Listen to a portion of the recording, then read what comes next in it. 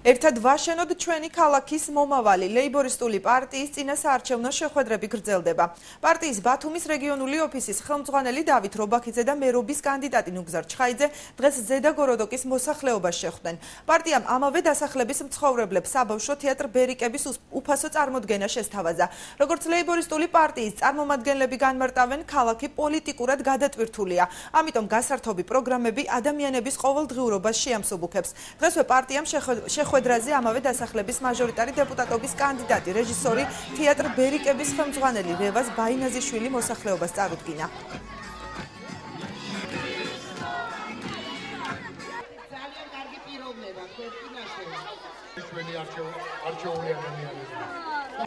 უნდა ყოფილიყო აპოლიტიკური მერი და ვისაც პოლიტიკასთან მithumetes ყოფილი პრეზიდენტი ჩვენ შევარჩიეთ ის მომენტი, რომ როდესაც ყველა დაიღალა, ჩვენ გამოვედით ასპარეზზე და გამომდინარე აქედან მინდა განვაცხადო, რომ აი ესეთი ღონისძიებები იქნება მთელ ქალაქში და მთელი ქალაქის ბავშვებს ჩვენ გავახარებთ იმიტომ, რომ მისი მშობლები მივლიან და შემოხაზავენ 20. ჩვენ ყოველთვის ვიყავით განსხვავებული და დღესაც ვართ განსხვავებული ყველა იმ დანარჩენიდან, რომლებიც თავის თავს გთავაზობენ.